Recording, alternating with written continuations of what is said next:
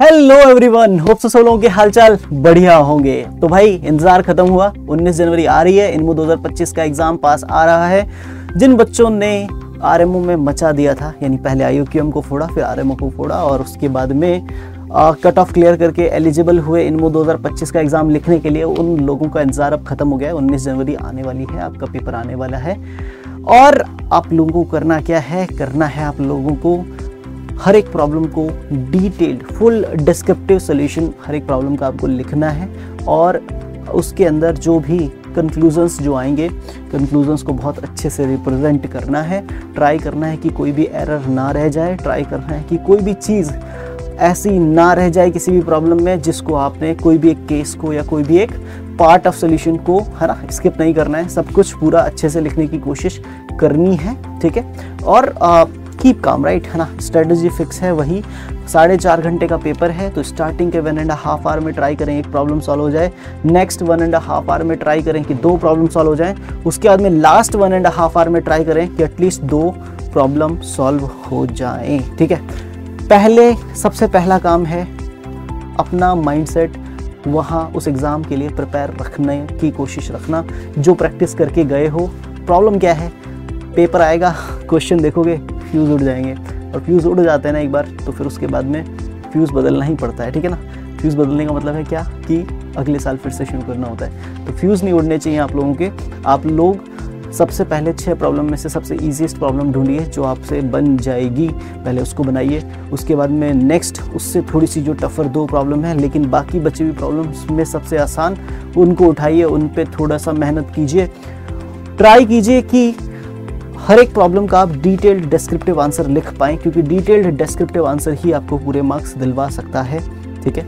और स्ट्रेटजी के हिसाब से चलिएगा, कोशिश कीजिएगा स्टार्टिंग के 1 घंटे में 1.5 घंटे में आपसे एक प्रॉब्लम बहुत अच्छे से पूरी बन जाए, जो आपको ये इंश्योर करेगी ये तो 17 में से 17 पक्के हैं।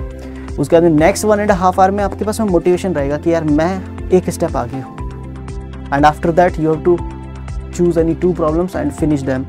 उसके बाद में लास्ट के 1.5 आवर में तो फिर कॉन्फिडेंस अलग लेवल पे होगा, तो 2 प्रॉब्लम बहुत आराम से आप लास्ट में बना पाएंगे। कोई बहुत बड़ी डील नहीं है, ट्राई कीजिएगा, बहुत आराम से आप बना पाएंगे।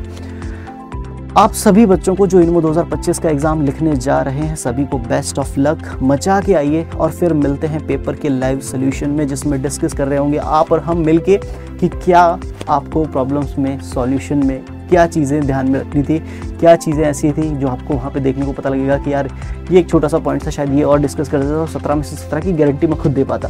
अभी श्योर नहीं हूँ, कॉपी चेक करने वाले जो भी लोग हैं उन्होंने अगर ध्यान से नहीं देखा तो 17 मिल जाएंगे, अगर ध्यान से देख लिया तो 17 नहीं बनेंगे। तो भाई देखो, छोटी छोटी मिस्टेक्स होती हैं, बट ट्राई कीजिएगा कि ऐसी कोई बहुत भारी मिस्टेक ना करके आएँ कि पूरे 17 में से, है ना, पार्शियल मार्किंग भी ना मिले। ऐसी कोई भारी भरकम मिस्टेक ना करें, ट्राई करें जितने ज़्यादा मार्क्स अचीव आप कर पाएँ उतना ज़्यादा बेस्ट है, ठीक है। और प्रेशर ना लें, क्योंकि प्रेशर लेंगे तो काम खराब हो जाएगा। You are not a pressure cooker, ठीक है।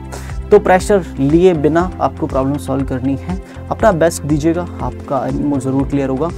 एंड मिलते हैं लाइव सोल्यूशन में। Thank you, bye bye, have a nice day. Hello प्यारे बच्चों, जैसा कि आपको पता है कि 19 जनवरी को इनमो का एग्ज़ाम है और इस एग्ज़ाम में आपको बहुत ही पॉजिटिव माइंडसेट के साथ उतरना है। एग्ज़ाम में आपके पास 6 क्वेश्चंस होंगे। पहले आप सबसे पहले इस क्वेश्चन से स्टार्ट लीजिए जिसका आइडिया आपको लग रहा है। रफली 2 से 3 क्वेश्चंस में आप वर्क कर लीजिए, नियर अबाउट देखिए कि कहाँ तक अपन पहुँच पा रहे हैं। और इम्पॉर्टेंट बात ये कि जब आप उनको रफली कंप्लीट कर लें विद इन टाइम इंटरवल, फिर आप उन क्वेश्चन का एक डिटेल और मोर कन्विंसिंग सोल्यूशन लिखेंगे, क्योंकि आप जानते हैं कि इसमें स्टेप मार्किंग भी होती है कि सोल्यूशन आप किस तरह से रिप्रेजेंट कर रहे हैं। सारे लेमास का प्रॉपर प्रूफ आपने दिया हुआ है। और आप ये मान के चलिए कि आप अगर 3 क्वेश्चंस 2.5 से 3 क्वेश्चंस के आसपास कंप्लीट कर लेते, अच्छे से लिख देते, कंप्लीटली सॉल्व कर लेते, तो आप एक सेफ जोन में हैं।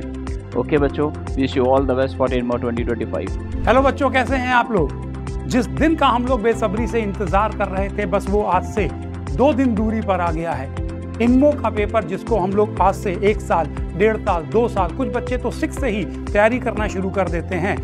अब वो समय आ गया है कि हम जाएं और पेपर में परफॉर्म कर दें। इंडियन नेशनल मैथमेटिक्स ओलंपियाड, जिसको हम लोग शॉर्ट में बोलते हैं इनमो, बहुत ही शिद्दत से हम लोगों ने तैयारी की है, पूरी ईमानदारी से तैयारी की है, बिल्कुल केवल पॉजिटिव एटीट्यूड के साथ हम लोगों को अब पेपर में जाना है। किसी भी प्रकार का जरा सा भी कोई भी निगेटिव थॉट हमें अपने दिमाग में नहीं लाना है।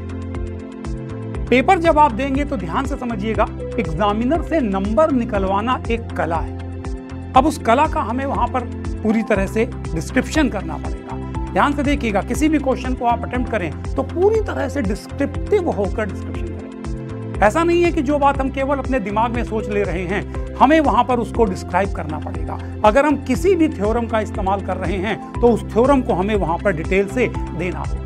अगर मान लीजिए कोई एक ऐसी थ्योरम है जो हमें लगता है मुझे आती है लेकिन वो सिलेबस के आउट ऑफ कोर्स है, तो अगर मैं उस थ्योरम को यहाँ पे इस्तेमाल कर रहा हूं तो मैं ये मान के चलूंगा कि एग्जामिनर को वो नहीं आता, तो मैं उस थ्योरम का प्रूफ भी वहां पर दूंगा कि मेरे ऊपर कोई जरा सी उंगली भी ना लग सके। तो ऐसा हमें वहां परफॉर्म करना है कि एग्जामिनर हमारे कहीं पर भी नंबर ना काट सके। अगर मैं कोई क्वेश्चन पूरा नहीं कर पा रहा हूं तो उसको स्टेप वाइज ऐसे करूं कि हमें कम से कम स्टेप्स के मार्क्स मिले। तो मेरी तरफ से आप लोगों को बहुत बहुत शुभकामनाएं। All the best. जाइए और फोड़ के आ जाइए paper. All the best. Hello बच्चों, बहुत सारी मेहनत करने के बाद फाइनली वो दिन आ चुका है जिसका आपको बहुत इंतजार था। आपने बहुत मेहनत की है, आपने 2 एग्जाम क्वालिफाई किए हैं, आपने IOQM निकाला, आपने RMO निकाला, अब आप तीसरी परीक्षा में जा रहे हैं, that is INMO। Undoubtedly confidence बहुत हाई है और आप बहुत फोड़ के आने वाले हो, ये मुझे पता है, क्योंकि गुरु बहुत शानदार INMO के सारे PYQs आपने लगाए हैं। क्या शानदार मेहनत करी है आपने, और जब मेहनत इतनी शानदार होती है ना तो रिजल्ट भी बहुत शानदार आता है। खुद पर पूरा भरोसा रखो, समय को वेस्ट नहीं होने देना है, बस इतना ही सोचना है। अपने कंसंट्रेशन, अपने पावर को बहुत इंप्रूव करना है, मेंटली परेशान नहीं होना है किसी भी तरीके से। अगर ऐसा भी लगता है कि हाँ मेरा सबसे अच्छा टॉपिक का भी बहुत डिफिकल्ट क्वेश्चन आ गया और वो मेरे से नहीं हो रहा है, इसका मतलब वो किसी से नहीं हो रहा है, किसी से भी नहीं हो रहा है। और अगर आपने बहुत आराम से क्वेश्चन किए तो there is very great possibility, आपने देखा इनमें कितने आसान क्वेश्चंस भी आए हैं। ऐसा नहीं है कि सारे क्वेश्चन डिफिकल्टी आने वाले, कुछ क्वेश्चन आसान भी होंगे जिनको आप फोड़ के आएंगे। बात समझ में आता है? तो अपने अच्छे क्वेश्चंस का सिलेक्शन करिए और अपने समय को बचाते हुए बहुत ही शानदार परफॉर्म करिए। आपने बहुत मेहनत करी है, इस समय आ गया है अपने आप को प्रूफ करने का, लेकिन बिना टेंशन, है ना? बेस्ट करके आना, अपना बेस्ट देके आना, जो होगा वो देखा जाएगा। हम लोग फिर मुलाकात करेंगे और बहुत ही शानदार पढ़ाई करेंगे। Thank you. हेलो बच्चों, ट्रेनिंग कैंप में जो भी सिखाया गया उसका ध्यान रखिएगा, स्पेशली नंबर थ्योरी और कम्बिनेटरी ट्रिक्स में। Wish you all the best बच्चों फॉर योर INMO एग्जाम।